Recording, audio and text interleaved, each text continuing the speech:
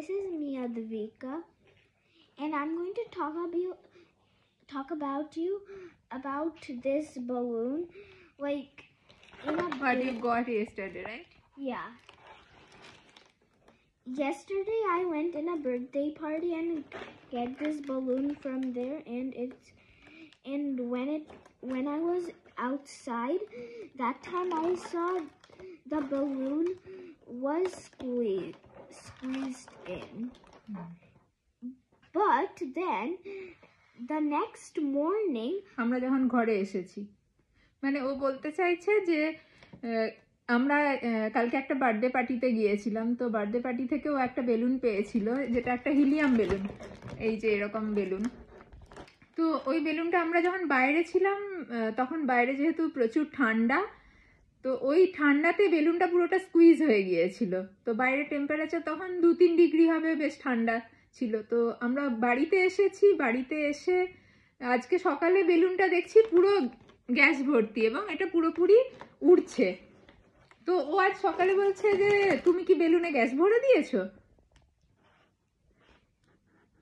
But my parents said no, they didn't put in any gas.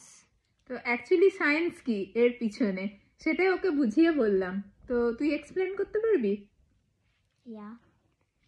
That when outside it's really cold. Yeah, that's why just like us we get really small and tight. So the same thing as the balloon, and when the balloon comes in our house,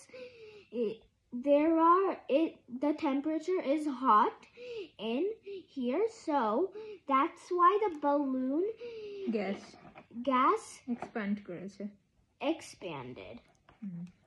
তো বাইরে যেহেতু খুব ঠান্ডা, ওই ঠান্ডাতে বেলুনের ভেতরের gas পুরোপুরি সংকুচিত হয়ে গিয়েছিল, তাই বেলুনটাও ছোট হয়ে যাচ্ছিল।